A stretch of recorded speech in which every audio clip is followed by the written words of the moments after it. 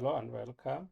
In this video, we'll talk about numerical differentiation.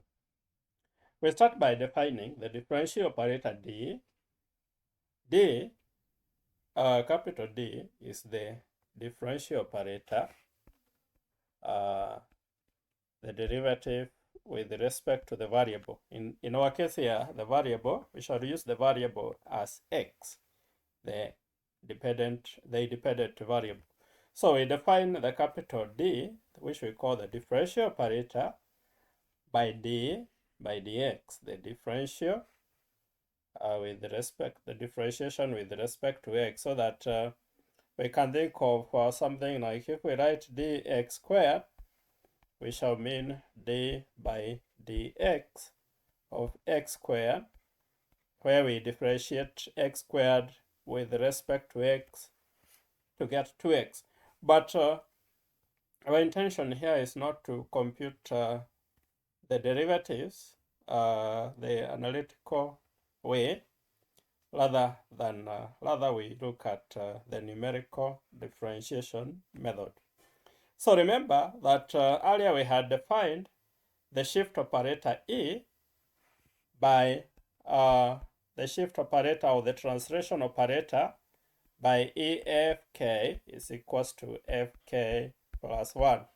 So that if we are at the point xk here, and then the next node is xk plus 1, then E simply shift the function value from the point xk, x is equals to xk, to the next node point, x is equals to xk plus 1.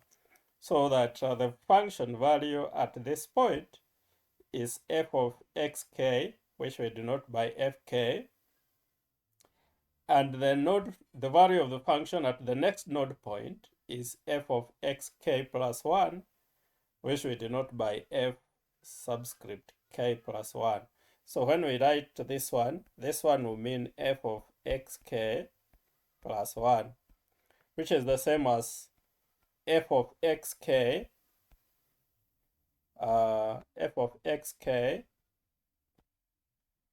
plus h, where h is the step length.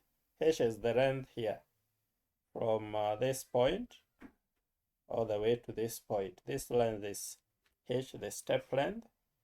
So when we talk about f of xk plus 1, then we mean the value of the function at this point, xk plus 1, and xk plus 1 is simply equals to xk plus the step length h. So once we have this definition, and remember that the translation operator E was defined as EFK is equals to FK plus 1,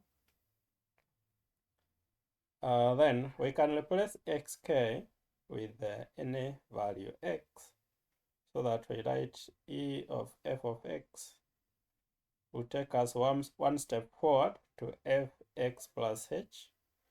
Now we want to apply the Taylor series to this. Remember the Taylor series.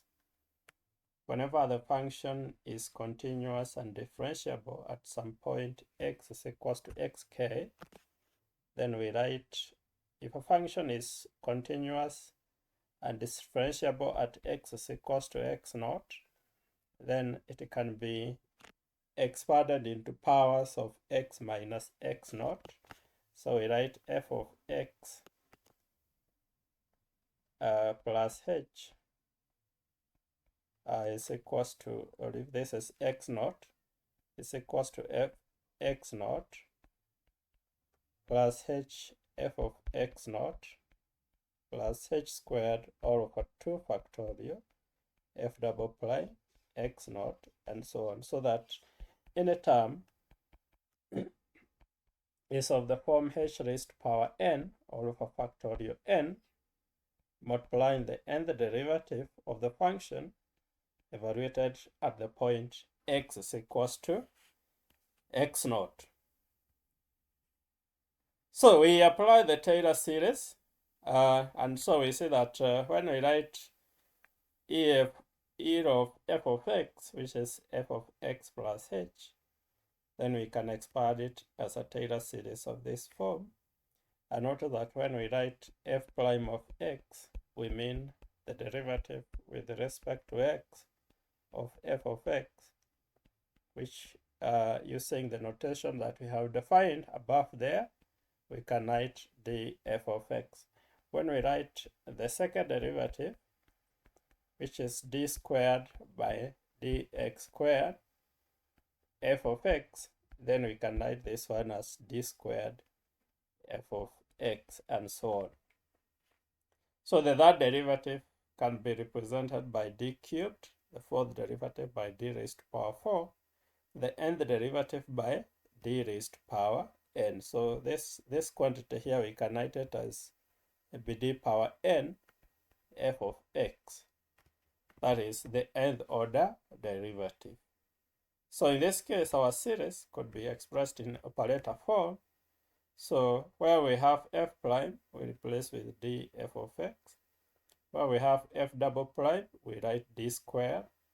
Where we have f triple prime, then that becomes d cubed. The fourth derivative becomes d to the power 4, and so on. So in this case, this time we see that we have hd. This one is h squared d squared, h cubed d cubed, h power 4 d power 4, up to h power n d power n divided by n factorial. So we can write our series in this form, just the same thing. But notice that when we write this, we can now write hd raised to the power of 4. Similarly, this one can be expressed as hd raised to the power of 3, and so on. This one as hd raised to the power of 2, and so on and so on, so that our series could be reduced to this form. Then, because f of x appears in all the terms, we can factor out that, so that we have 1 here, then hd squared over 2 factorial, hd cubed over 3 factorial, and so on. Then we have outside the bracket, we have f of x. But now, if you remember the Maclaurin series for the exponential function e raised to power x, we would write this one as 1 plus x plus x squared all over 2 factorial plus x raised to power 3 all over 3 factorial plus x raised to power 4 all over 4 factorial, and so on. So in this case, if we think of replacing x with hd, then we can write e raised to power hd is equals to 1 plus hd plus hd squared all over factorial 2 plus hd raised to the power of 3 all over factorial 3 plus, and so on. So our series would be of this form if we were to replace x with hd in this series. So notice that this is what we have in our series here. So whatever we have inside the bracket, we can write it as e raised to power hd, so that we can clearly see that the translation operator here can be equated to e raised to power hd. So we can write this is equals to e raised to power hd, or even hd is equals to logarithm of e, or the differential operator. The differential operator d will be 1 over h logarithm of e. So now with this expression, we can then replace e with the relation. Remember, we had obtained earlier the relationship between the shift operator on the forward difference operator, and we had obtained that E is equals to 1 plus the forward difference operator. So when we substitute back here, we replace E with 1 plus delta. Then we get D is equals to 1 over H times logarithm of 1 plus delta. Delta here is the forward difference operator. We can now apply the Maclaurin's series or Maclaurin's theorem to expand this, which will yield 1 over H. Then we have delta minus a half delta squared plus a half 1 over 3 delta cubed minus 1 over 4 delta raised to the power of 4, and so on. So that in this case, now if we write D operating on f of x naught, we can therefore write 1 all over H. Then D, we have seen that D is equals to the whole of this operating on f of x naught.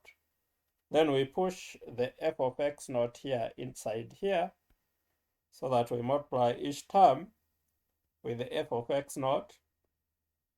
Then we get 1 over h d f of x naught minus 1 over 2 delta squared f of x naught plus 1 over 3 delta cubed f of x naught, and so on.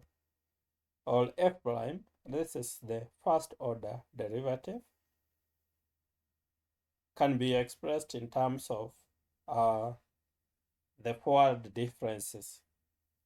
Remember, delta f naught is the first order difference, delta squared f naught is the second order difference, delta cubed f naught is the third order difference. Remember, we can get these quantities from the difference table. We have that if the function is tabulated at different points, x0, x1, x2, x3, the corresponding values of the function,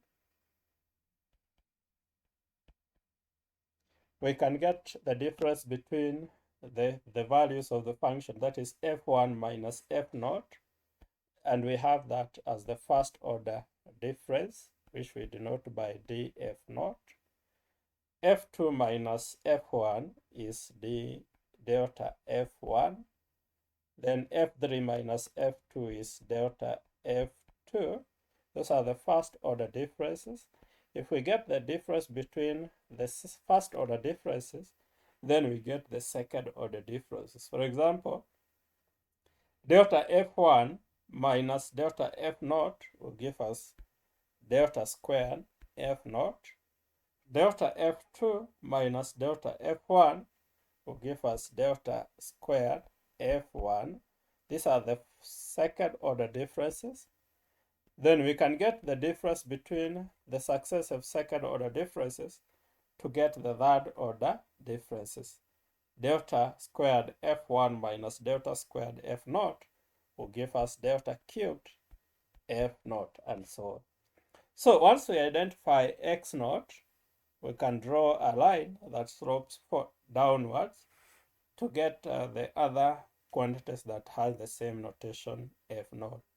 Delta f0, delta squared f0, delta cubed f0. So in this formula, the constants delta f0, delta squared f0, delta cubed f0, and so on can be obtained from the difference table. Now this formula is known as the forward differentiation formula. So similarly, if we want to get the second order derivative, which is d squared f0, which is the value d squared, which is the value of the second derivative evaluated at x is equals to x0. We notice that d squared can be expressed as d times d, and because we have already obtained d, then we can just multiply. If we multiply and simplify this, we get 1 over h squared, delta squared minus delta cubed plus 11 over 12 delta raised to power 4 minus 5 over 6 delta raised to power 5, and so on. So that if we now introduce f naught here and here, then we can get the formula for the second order difference. Notice that second order derivative. Notice that the first term here is the second order difference. Now the backward formula, both for the first derivative and the second derivative, can be derived in a similar way. And we have the formula. They do not differ much from the forward formula, only that now the signs are all positive. Notice that in the case of the forward formula, we had obtained that f prime x naught is equals to 1 over h. Then the first term was delta f naught. Then the next one was minus a half delta squared f naught. The next one was plus 1 over 3 delta cubed f naught. And the next one was negative 1 over 4 delta raised to the power of 4 f naught, and so on. Those were the terms. In this case, the signs were alternating in the case of the forward formula. In the case of the backward formula, the signs are all positive, but the coefficients are still the same: a half, a third, a quarter, and so on. So they differ only in the sign, but the formula looks the same. But however, just like the interpolation formula, the Newton-Gregory forward and backward, the forward formula is usually useful when x naught lies near the top of the difference table, and the backward formula is usually useful when x naught lies near the bottom of the difference table. So the choice of the formula will depend on the location of x naught in the difference table. If x naught lies near the top, then we are going to use the forward formula. If x naught, on the other hand, lies near the bottom, then we are going to use the backward formula. So we look at an example. You are given a data, the values of x, and the corresponding values of the function. X has the values 0, 0.2, 0.4, 0.6, and 0.8, and then we have the values of the function.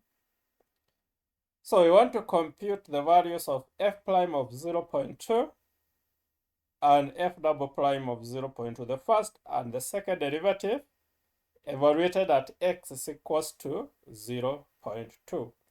So the first thing, even before we decide whether we are going to use the forward or the backward formula, we construct the difference table. So we have the values of x and the corresponding values of the function. Then the first order differences. And here it doesn't matter whether we use the forward operator or the backward operator. The table is obtained the same way. We still subtract 3.608 minus 4, whether we are using the forward or backward. What normally differs is the notation. So 3.608 minus 4 is negative 0.392. Then 3.264 minus 3.608 is negative 0.344. And then we have 3.016 minus 0.264, which will give us negative 0.248. And lastly, we have 2.912 minus this 3.016, which will give us negative 0.104. Then to get the second order differences, we get the difference between the successive first order differences. So we take this value, like negative 0.344, we subtract negative 0.392, the value is 0.048. So that is the value that we write here. Then we take this value, subtract this one, we get the solution we write here. then this value minus this one, we get 0.144. Then 0.096 minus 0.048 is 0.048, and 0.144 minus 0.096 is 0.048. Then the difference between these two is 0. Now the next thing is that we locate our x naught. X naught is 0.2. So we locate the point there. This is our x naught. We note that x naught is near the top of the difference table. And in that case, it means that we are going to use the forward formula. If x naught is near the top, then we're going to use the forward formula, meaning that the corresponding value here will be f naught. Then we are going to draw a line that slopes downwards to get the other. This will be df naught. The value here is d squared f naught, and this is delta cubed f naught. So once we have these values, then we can write the formula. H is the step length. So we can take any value here, like 0.4 minus 0.4 minus 0.2. So this will give us 0.2. That's the step length. So we can now write f prime of x naught, which is 0.2, is 1 over h. Then delta f naught is negative 0.344, then minus a half, multiplying delta squared f naught, which is 0.096, then plus 1 over 3, multiplying delta cubed f naught, which is 0.048, and we don't have any other value here, so we are going to ignore the next term because we don't have the fourth order difference. So we work out this and we get negative 1.88. Now for the second order difference, again we write the formula. The formula is 1 over h squared delta squared f naught minus delta cubed f naught plus 11 over 12 delta raised to power 4 f naught. Now because we don't have delta raised to power 4 in this case, then we are going to consider only the first two terms here.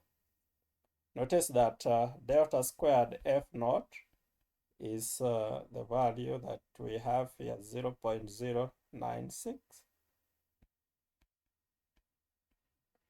And delta cubed f naught is 0.048. So h is 0.2 as before.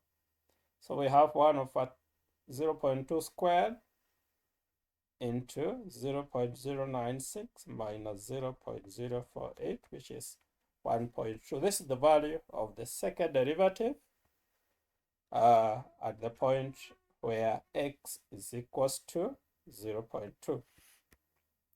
We have a second example where you are given a set of data, and the problem is to find the value of the first derivative when x is negative 0.5. As before, we start by constructing the difference table. We have the values of x, the corresponding values of the function. So the first order differences here are obtained here, like negative 3.5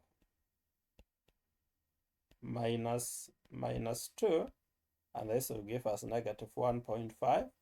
The next value will be minus 8 minus 3.5, which is minus 4.5, which is the value here.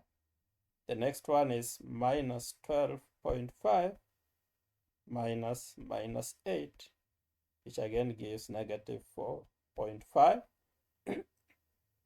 Then the last one here will be 14, negative 14 minus 12.5, which gives us negative 1.5. These are the first order differences.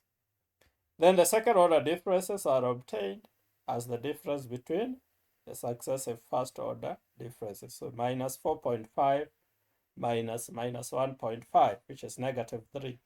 Minus 4.5 minus 4.5 is 0. And 1 minus 1.5 minus 4.5 is positive 3.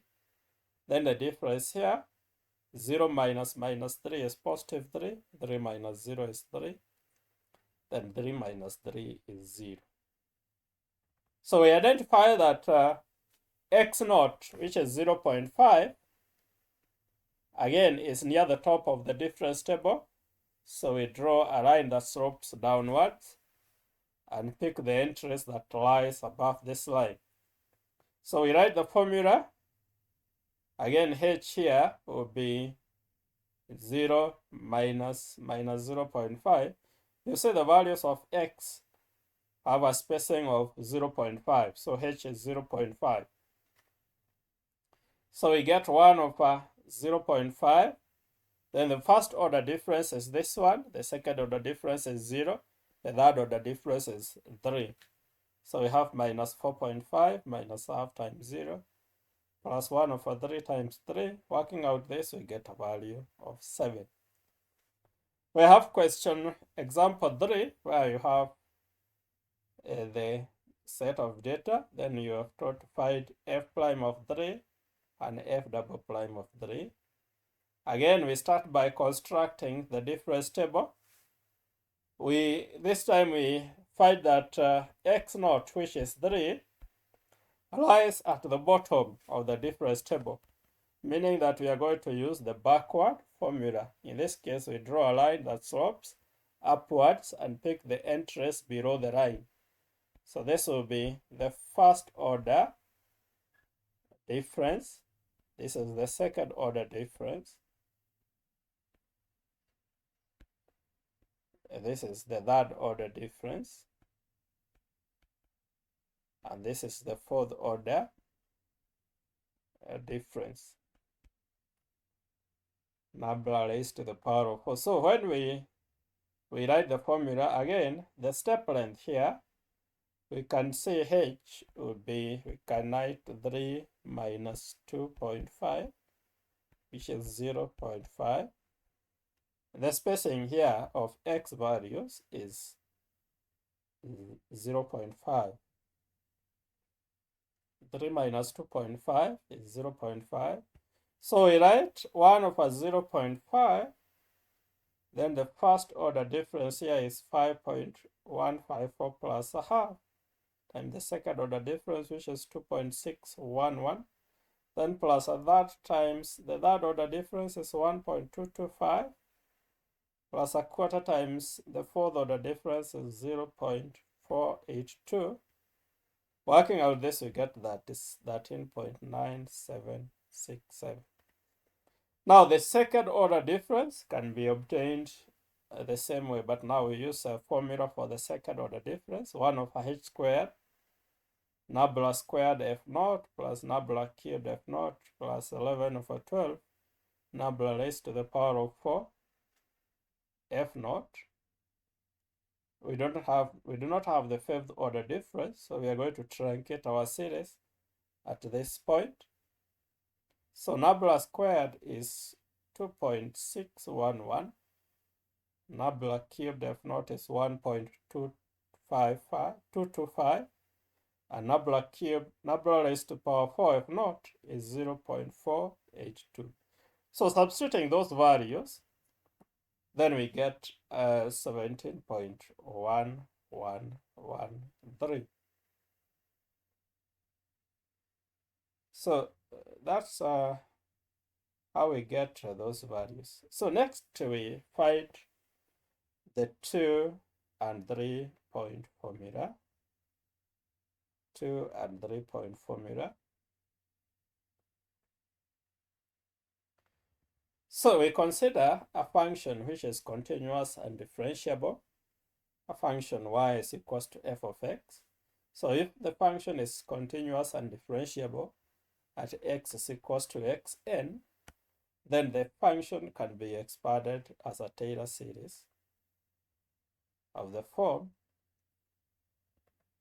f of x is equals to f of xn plus h f prime of xn plus h squared f double prime of xn, and so on. So any term can be expressed as a h raised to power n over n factorial times the nth derivative of f evaluated at xn. Notice that h here is equals to x minus xn. H is equals to x minus xn, or even x can be expressed as xn plus h.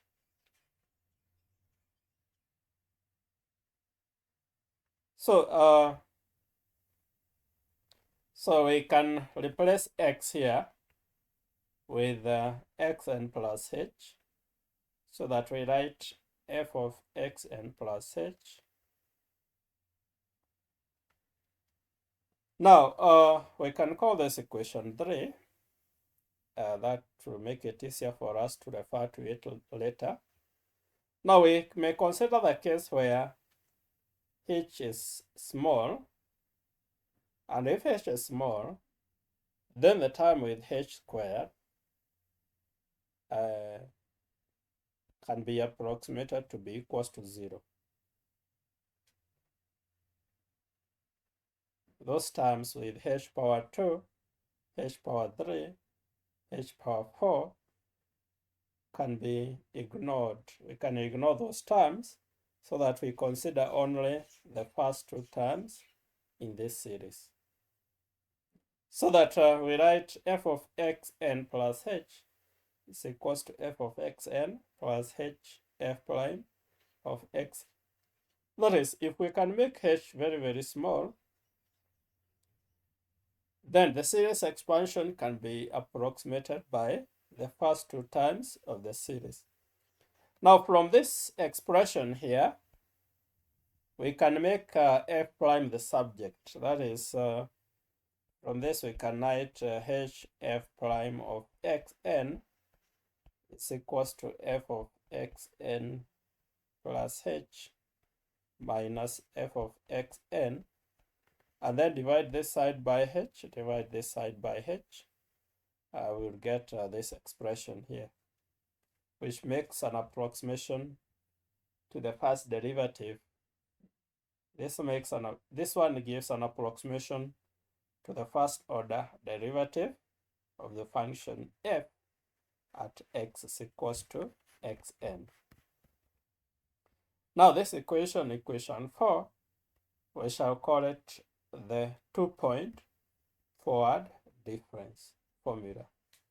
Now, if you look at equation 3 here, and suppose we replace h with negative h. Let me write it somewhere here.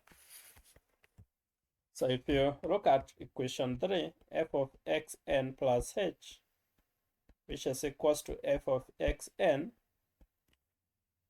plus h f of xn, this is f prime, plus h squared all over factorial 2, f double prime of xn, f double prime of xn, and so on, h power 3 all over factorial 3, f triple prime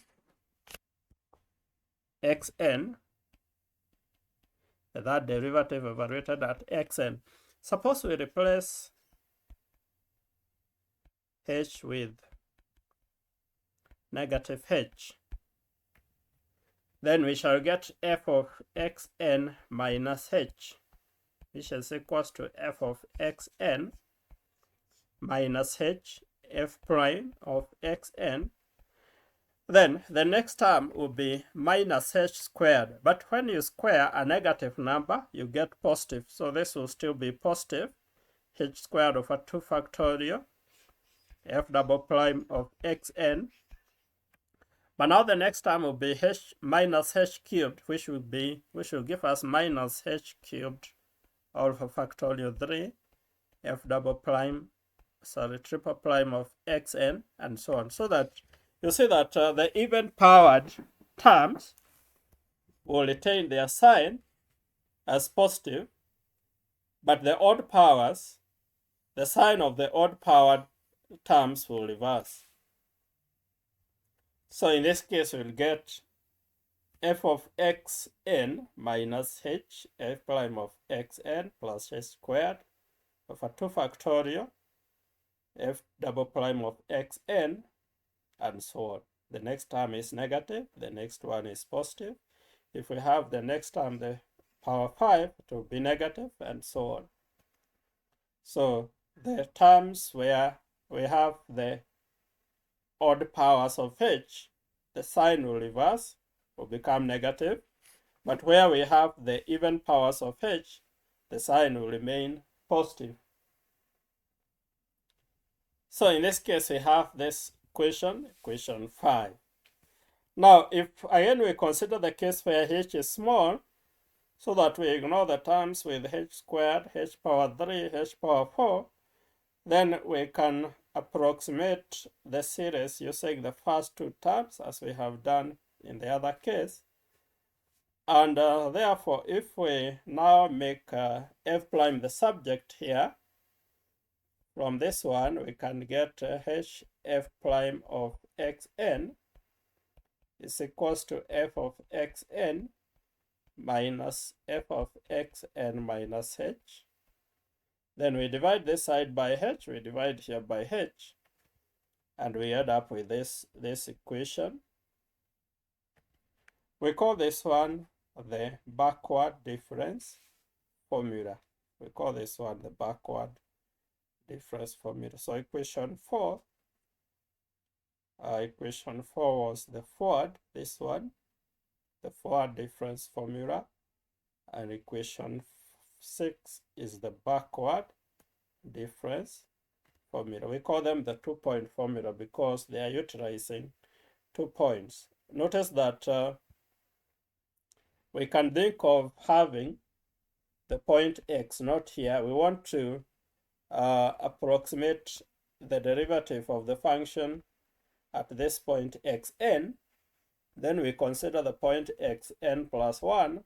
So we find the value of the function at this point, subtract the value of the function at this point, divide by the step length h. That is, we go to f at xn plus 1, which is xn plus h. We subtract the value of the function at the point xn, and then divide the result by h. That is, we first move one step forward, we subtract the value of the function at the point of interest, then divide by the result by h. What we get is the forward formula. But if we move one step backward to this point, xn minus 1, where this is h, this is the same as xn minus h. So we find f of xn minus the value of the function at one step backward, divide the result by h, then we get what we call a two-step backward formula. A two-step backward formula. This one is the backward formula. The other one is the forward formula. Now, suppose that we subtract equation equation 5, this equation 5 here, from equation 3, term by term. So we get the equation here. Equation 3 minus equation 5. Notice that the next term here would have been h raised to power 5 all over 5 factorial times the fifth derivative evaluated at xn, and the next term here would have been minus h raised to power 5 all over 5 factorial times the fifth derivative evaluated at some point xn. So when we subtract term by term, this minus this, the left-hand side is that, then f of xn minus f of xn is 0. Then h f prime of xn minus that will give us plus, so we get 2 of that. Then this term is positive, this one is positive, so this minus this will give us 0. Then h cubed all over 3 factorial minus h cubed all over 3 factorial. That is, when we write h cubed all over 3 factorial is 6, minus gives plus h cubed all over 3 factorial, which again is 6, f triple prime of xn. This will give us 2 all over 6 h cubed f triple prime of xn. But 2 over 3 is just the same as 1 over 3, so we get h cubed all over 3 factorial, all over 3, not 3 factorial, times the third derivative. The next term here, h power 4 minus h power 4 over 4 factorial would give us 0. The next term, because we have plus and minus, we would have h power 5 all over 5 factorial, which is 5 factorial is 120.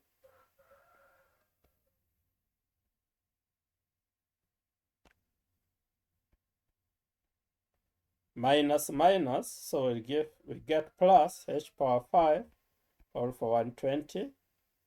This would give us 2 all over 120, h raised to the power of 5, then times the fifth derivative. This is the same as 1 over 60, h raised to the power of 5. So we would have the next term here as h raised to the power of 5 all over 60 times the third derivative, the fifth derivative, sorry, evaluated at x naught. So this would be the term. So you see that maybe let me just light it here first before we go to the next step. We are saying that f of xn plus h minus f of xn minus h is equals to 2h f prime of xn plus h cubed all over 3 times the third derivative evaluated at xn, then plus h raised to the power of 5 all over 60 times the fourth derivative evaluated at xn. This is the fifth derivative evaluated at xn. So if we consider the case when h is small, or even before that, suppose we divide both sides by 2h.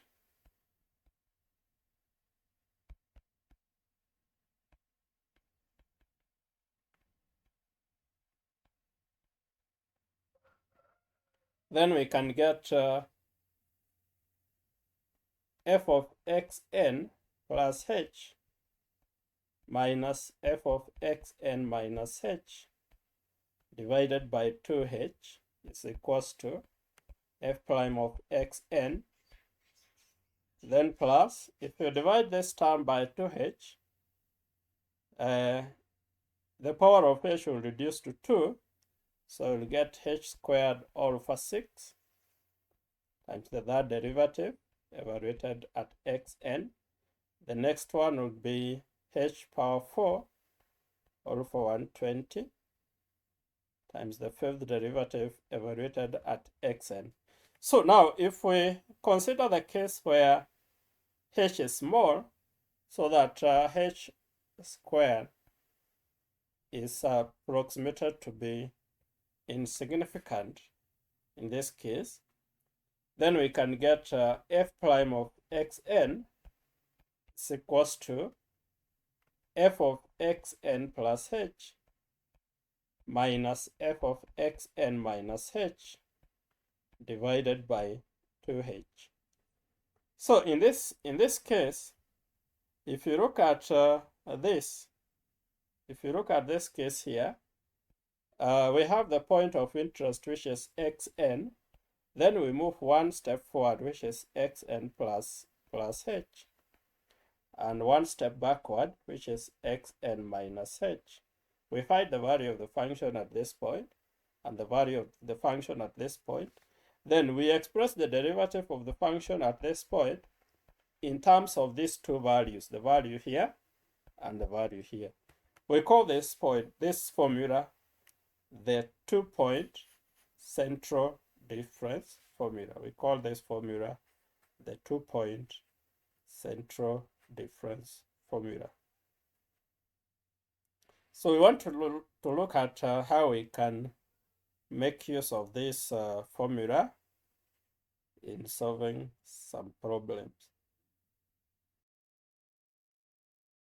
Now, before we go to solving some problems, I would want us to look at this formula again and see that we have said that if we ignore the terms containing h squared, h power 4, and so on. So these terms that we are ignoring, that we are going to lead to errors. So notice that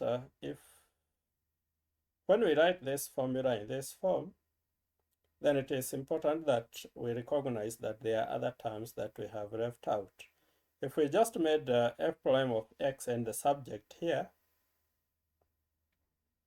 then we would have written f prime of xn is equals to f of xn plus h minus f of xn minus h divided by 2h, then minus h squared all over 6 times the third derivative evaluated at x naught minus h raised to the power of 5 all over 120 times the fifth derivative evaluated at xn. This is xn, not x naught, and so on. So the terms, these terms that we have taken the assumption that h is small, so h squared can be approximated to be 0. But because h is not 0, then definitely h squared, even h power 5, is not 0. It's only that it could be small, but ignoring these terms will lead to some error, what we call the truncation error.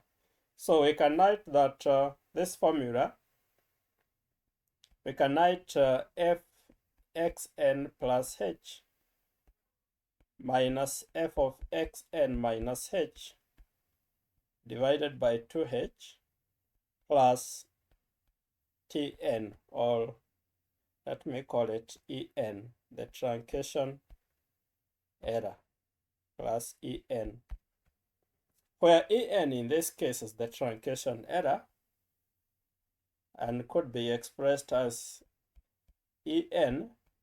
It could be expressed as c1 h squared plus c2 h raised to power 4 plus c3 h raised to power 6, and so on. I think there was an error somewhere here. This one was h power 4, not h power 5, because we had divided by h by 2h to get this. This was h power 4. So similarly, the next term would have been h power 6 multiply some constant. So the error term can be expressed as c1 h squared plus c2 h raised to power 4 plus c3 h raised to power 6, and so on.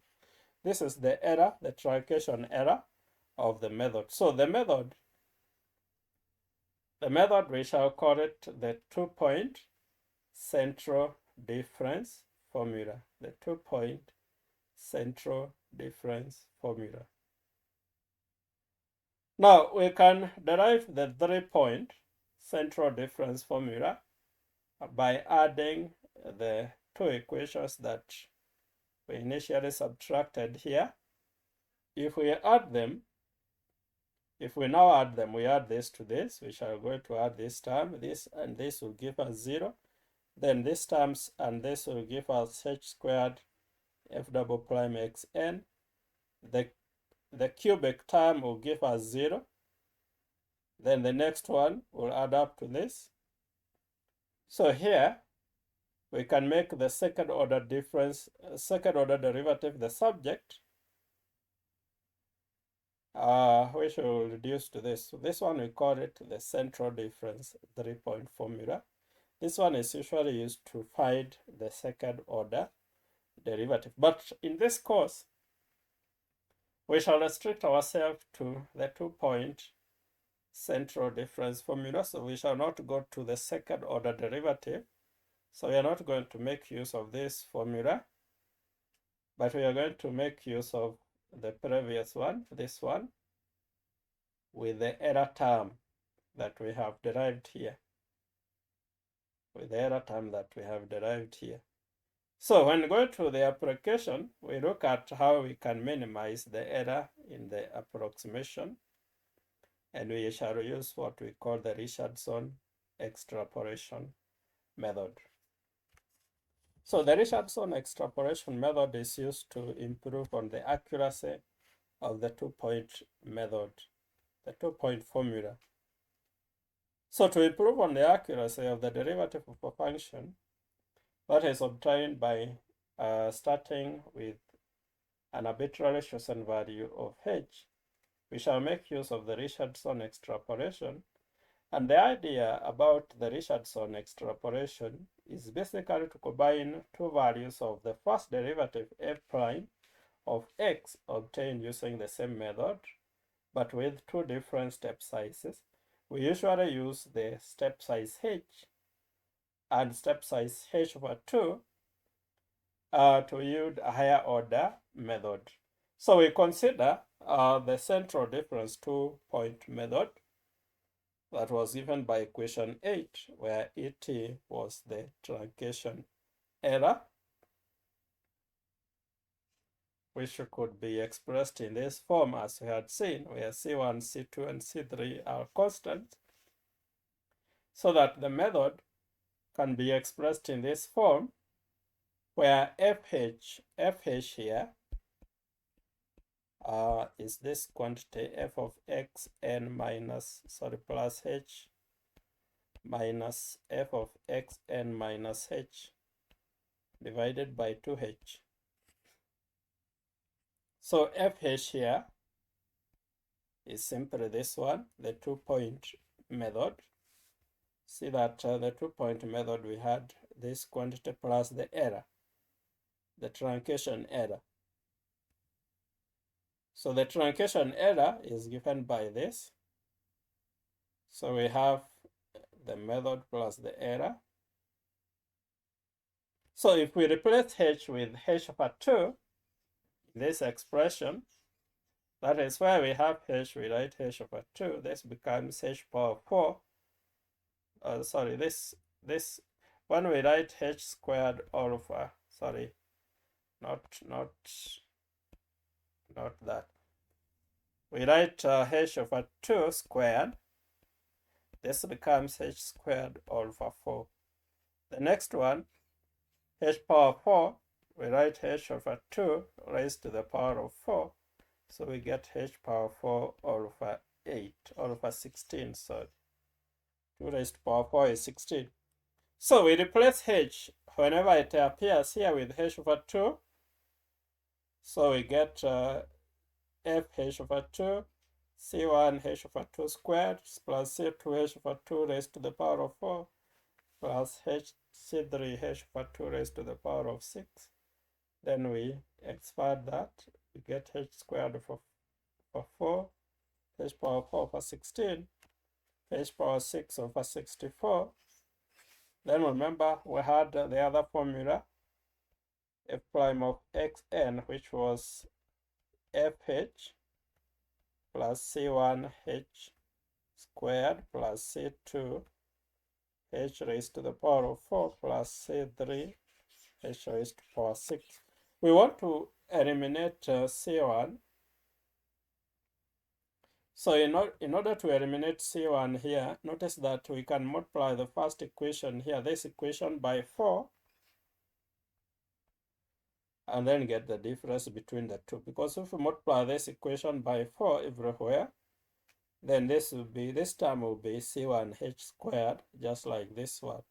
So then we can get the difference between the two. So to eliminate the constant C1, we perform the operation 2 times equation 11, 4 times equation 11. We multiply this by 4, then subtract equation 10, which is this. So we multiply this by 4. So we get 4f prime xn plus 4fh over 2 plus c1h squared.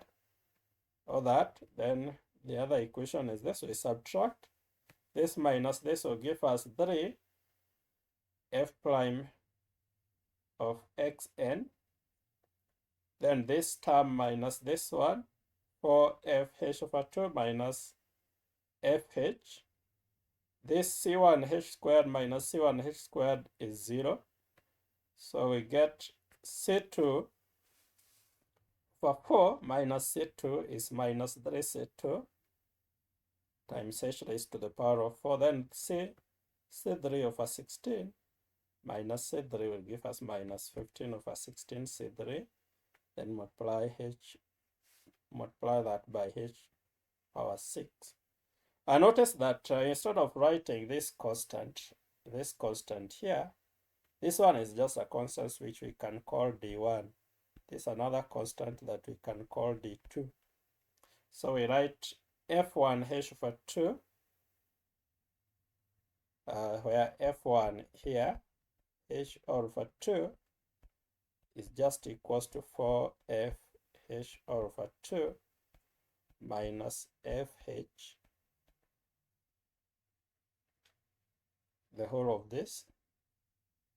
We can represent that with f1 h over 2.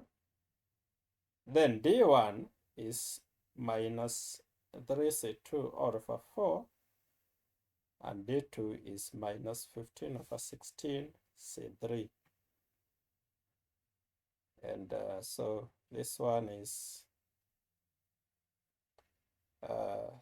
we first divide, because this one is 3, we also divide by 3 first, and then work out. So this one is divided by 3, because we want to make f prime the subject. So we first divide both sides by 3, then use those substitutions. So we repeat the process. Now with this equation 12 here, where we have h, we replace with h over 2. So this one becomes h over 2 divided by 2, which is h over 4. This one becomes h over 2 raised to the power of 4, h over 2 raised to the power of 6. So we get, remember, when we write h over 2 raised to the power of 4, will give us h raised to the power of 4 all over 16. And h all over 2 raised to the power of 6 would give us h raised to the power 6 all over 64. So that is why we have d1 over 16 and d2 all over 64. So then we eliminate d1 in the same way as we did in the previous case. So we multiply this equation by 16 and then subtract the previous equation, this one. So this time we have d1 h raised to the power 4. So if we want to eliminate that, we have to multiply this by 16. So we have 16 f prime xn is equals to 16 f1 h over 4 plus d1 h over 4 plus d2 over 4 h raised to the power 6. Then we subtract the previous equation, we get 15 f prime xn, then 16 f1 h over 4 minus f1 h over 2 minus 3 over 4 d2. Then we can divide both sides by 15.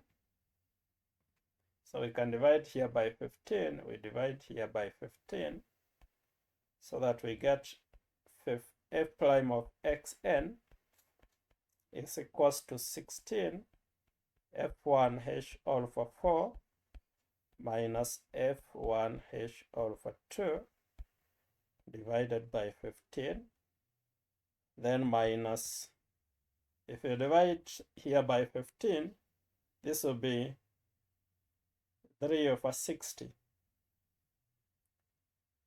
3 over 60 is the same as 1 over 20. So minus d2 all over 20, h raised to the power of 6. So we shall denote this quantity here by f2 h all over 4.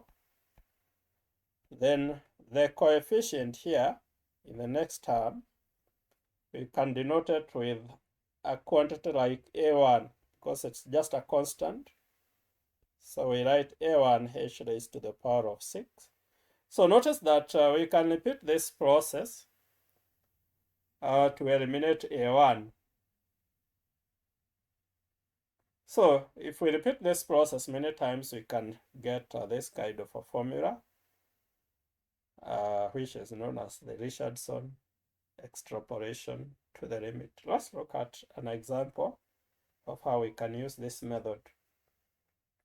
We have a set of data, and we want to use the central difference formula, central difference 2-point formula, and Richardson extrapolation to find the value of the first derivative at x is equals to 5. 5 is somewhere here between 4 and 6. So we are going to choose h to be as large as possible. So we are going to subdivide this interval in such a way that the whole interval is 2h. The whole interval from x is 1 to 9 is 2h.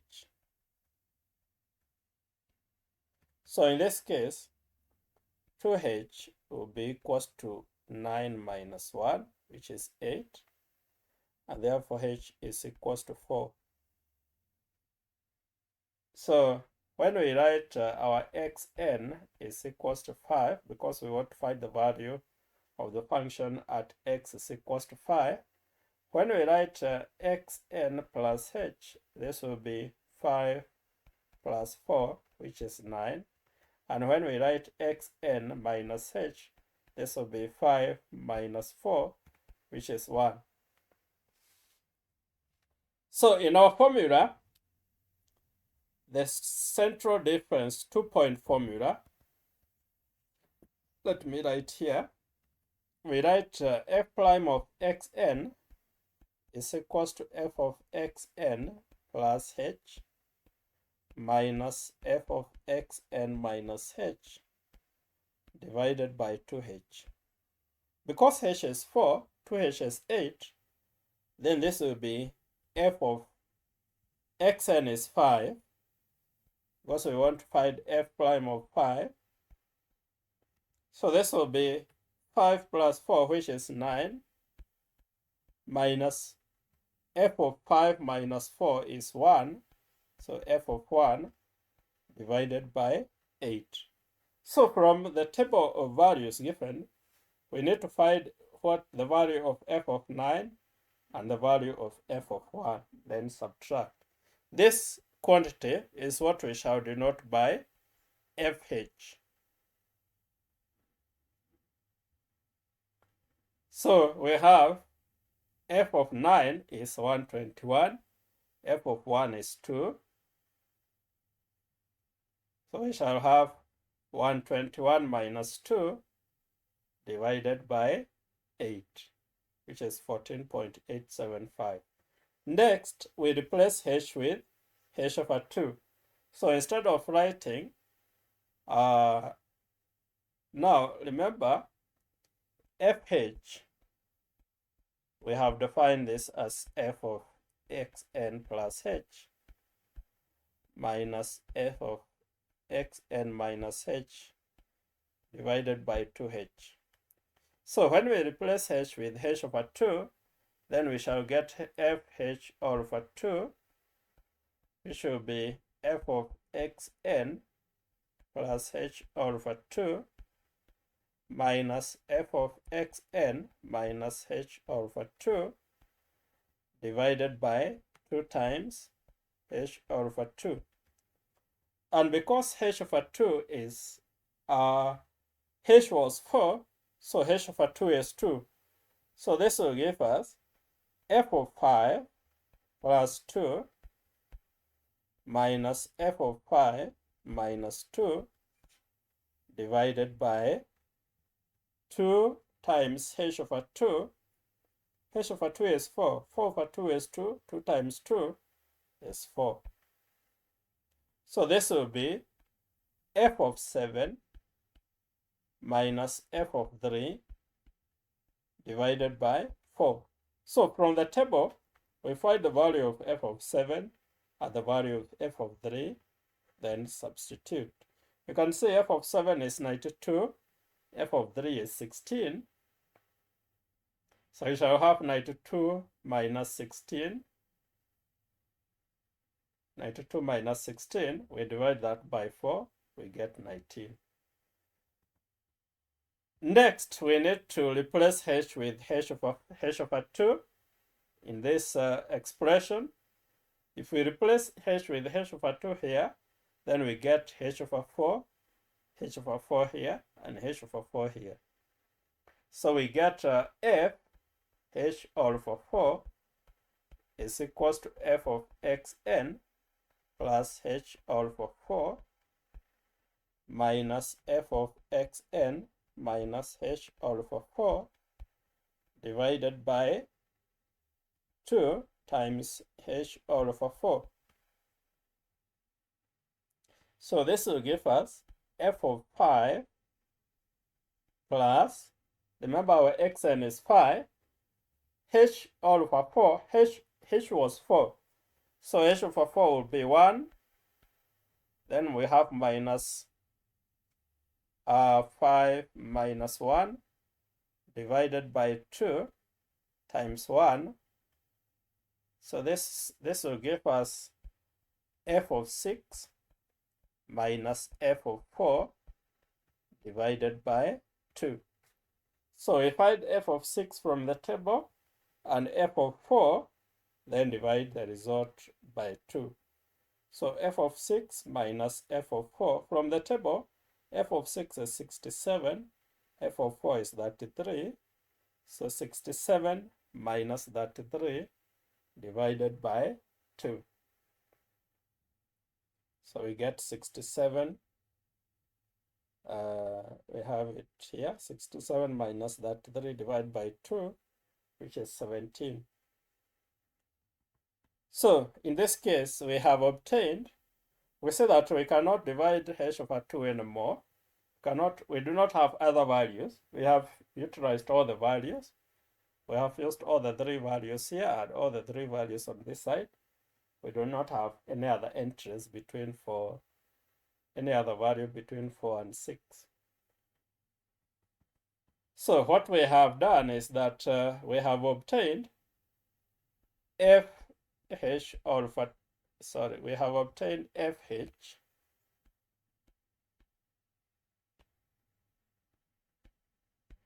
we have obtained fh all over 2, and we have obtained f h all over 4. So what we need to do now is to obtain f1 h all over 2 and f1 h all over 4 using these 2 values here. Using these two, we can get f1 h over 4. Using this and this, we can get f1 h over 2. Then use these two to get f2 h all over 4. From the definition there, where we derive the formula, we see that f1, we obtain an expression for f1 h over 4, f1 h over 2 is equals to 4 times f h over 2 minus fh divided by 3. So in this case, we are going to use these two to get this value. So we write f1 h over 2 is equals to 4 fh over 2 minus fh divided by 3. And also we use these two now to get this value. So we write f1 h over 4 is equals to 4 fh over 4 minus fh over 2 divided by 3. Notice that the formula is just the same. It's only that now we are using fh over 4 and fh over 2. Here we were using fh over 2 and fh. So f1 h over 2 is equals to 4 fh over 2 minus fh divided by 3. fh over 2, we had obtained a value of 19. fh was 14.875. So we have 4 times 19 minus 14.875 divided by 3. We get the value is 20. Now, next we see that f1 h over 2, f1 h over 4 was 17.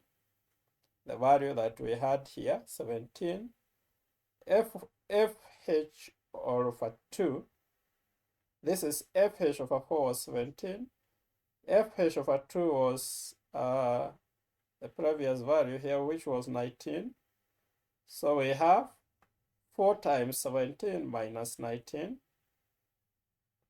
4 times 17 minus 19 divided by 3 is 16.333. And now, once we get these two, see that now we are going to use these two to get f2. So we multiply this by 16. We subtract this one and divide the result by 15. So we are going to have f2 h over 4 is equals to 16 f1 h over 4 minus f1 h over 2 divided by 15. F1 h over 4 is the value that we have obtained here, which is 16.333. Then f1 h over 2 is this value, which is 20.375. So we have 16 times 16.333 minus 20.375. We divide by 15, and this will give us 16.0639, which is the value of the derivative of the function at x is equals to 5. Let's do a second example. We want to use the central difference 2-point formula and Richardson extrapolation to find the value of the function at x is equals to 2. 2 is here. So again, we are going to take h to be the largest possible value that we can get from this table. We are going to have the entire interval being equals to 2h. So our interval is from 0 to 4. We make this to be equals to 2h. So 2h will be 4 minus 0, which is 4. So h is equals to 2. So we write therefore fh, which is equals to f of xn plus h minus f of xn minus h divided by 2h. This will be f of 2 plus 2 minus f of 2 minus 2 divided by 2 times 2. So xn is 2. Remember, we have determined that our xn is 2 here. That is why we have 2 plus 2 and 2 minus 2. So this will be f of 4 minus f of 0 divided by 4. F of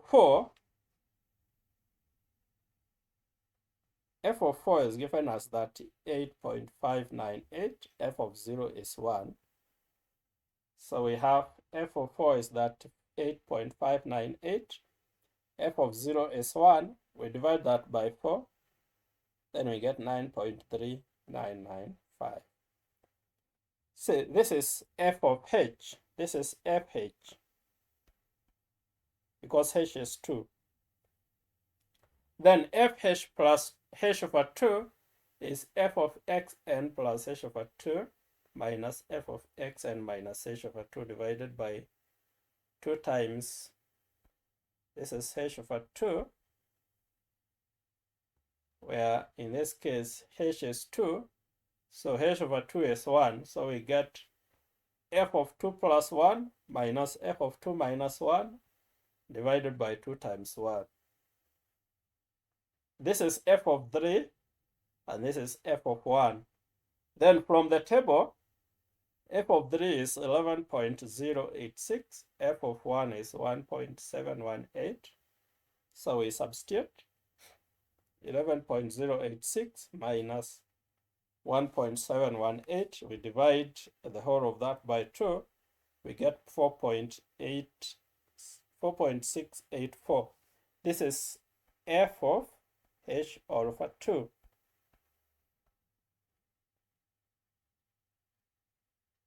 Now, when we write f h over 4, then we get f of xn plus h over 4 minus f of xn minus h over 4 divided by 2 h over 4.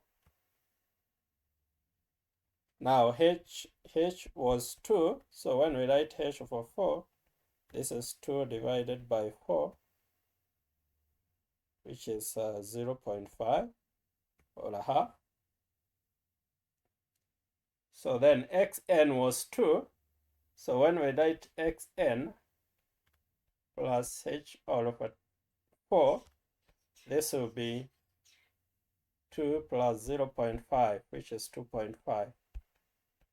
And xn minus h over 4 will be 2 minus 0.5, which is 1.5. So the value here will be f of 2.5. This is f of 1.5. Then we can check their values from the table. At 2.5, the function has 5.932 as the value. Then at 1.25, the value of the function is 2.232. So we substitute those values. Then the denominator is 2 times 0.5, which is 1. So working out, we get 3.7. This is f h over 4. So now we see we have fh, we have fh over 2, and we have fh over 4.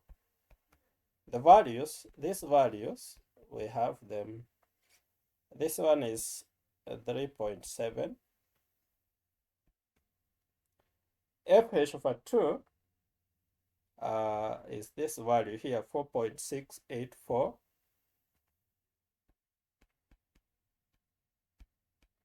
And fh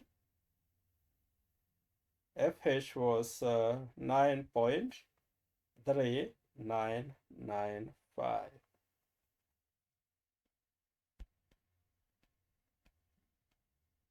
Those are the values that we get.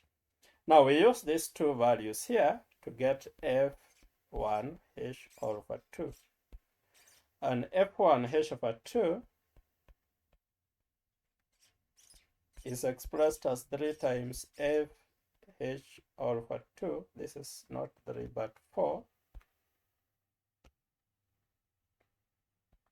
4 times that minus fh divided by 3. So we can substitute the values. fh over 2 is 4.684, so that I'm going to substitute that value there. Then fh is 9.3995. We substitute that value. So 4 multiplying 4.684 minus 9.3995 divided by 3, we get 3.11217. This is f1 h over 2.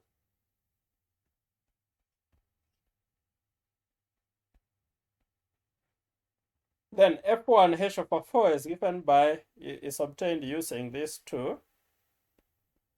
So we multiply this value by 4, and this one, then we subtract this other value here.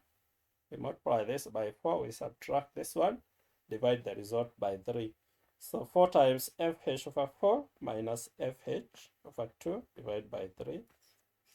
This is 4 times 3.7 minus 4.684 divided by 3, we get 3.372. So once we have f1 h over 2, this is 3.11217, and f1 h over 4, which is 3.372. Now we can use these two to get f2 h over 4, which is obtained by multiplying this quantity by 16, subtracting this one, and then dividing the result by 15. So we get 16 f1 h over 4 minus f1 h over 2 divided by 15. So we have 16 times 3.372 minus 3.11217 divided by 15, and the result is 3.38932, which is the value of the derivative at the point x is equals to 2. So basically, this is how we can use the Richardson extrapolation to reduce the error of the approximation in the central difference 2-point method. So we're going to stop at that, and in the next video we shall look at the integration, the numerical integration methods.